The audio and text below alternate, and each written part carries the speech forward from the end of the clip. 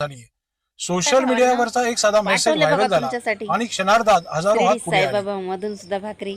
मुंबईत आमचे बांधव माझ्या उपाशीपोटी आंदोलन माहेरातून करतायत. त्याच्यातून त्यांना जातच बळ होत्या. द्यायचं आहे. आरक्षणासाठीचा तर लढा मला एक खंत हा त्यांचा होती. नाही तर संपूर्ण समाजाचा माझ्या आहे. कर्मभूमीतून बी शिर्डीकरांनी घराघरातून मनोज जमा दादा केलेली जरांगे चटणी पाटलांच्या भाकरी आंदोलनाला आम्ही आझाद मैदान मुंबईकडे भाकरी घेऊन जात देवाव असल्याचं माझी अशी साई इच्छा गुंतर होती. यांनी सांगितलंय. तर तेवढी इच्छा झाली पूर्ण. माझं नाव साई गोमकर बघा. आहे. आम्ही एक सर्व माझ्या शिर्डीचा मुलं मिळून एक प्रसाद. संघटना चालवतो. शंभूराजे प्रतिष्ठान नामक एक संघटना आम्ही चालवतो.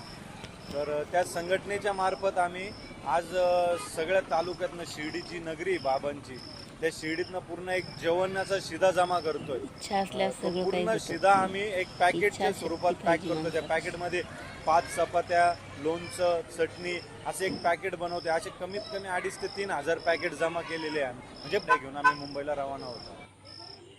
भुकेलेल्या पोटाला अन्न देणं म्हणजे आयुष्याला बळ देणं असतं. आज मराठा बांधवांचं आरक्षणाचं हे आंदोलन सरकारला जाग आणणारं आहे.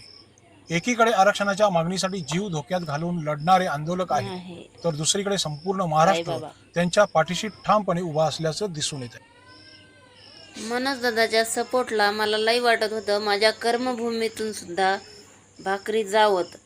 तर बघू शकता तुम्ही साईबाबांच्या कर्मभूमीत सुद्धा भाकरी जात आहे. तर साईबाबांचा प्रसाद नक्कीच मनोज दादांना वेच देणार आहे आणि मावळ्यांचं पोट भरणार आहे.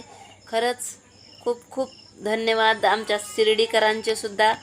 आणि खूप छान वाटलं मला. शिर्डीकरांनी सुद्धा 5-6 गाड्या जात आहेत इथून आज भाकरी घेऊन आणि पाकिट बनवलेले आहेत. 5 चपात्या, त्याच्यात भाजी, चटणी, लोणचं सगळं काही आणि भरपूर म्हणजे ओम साईराम भावांना शिवशक्ती प्रतिष्ठानमधून म्हणजे हे सगळं पोरांनी मिळून केलेलं आहे आणि खरंच खूप भारी वाटलं. आणि माझी इच्छा बी होती सगळीकडून चालल्यात म्हणले आपल्या शिर्डीतून का म्हण नाही.